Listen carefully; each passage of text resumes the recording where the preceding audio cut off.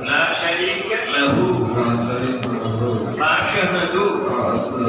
أن محمدا عبده ورسوله اللهم صل على سيدنا محمد وعلى آله وصحبه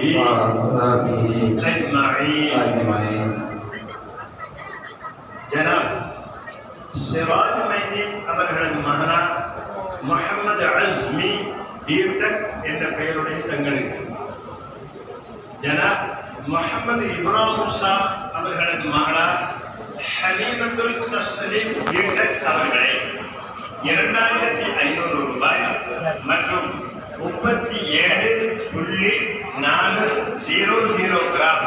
தங்க நகையை மகராக வைத்து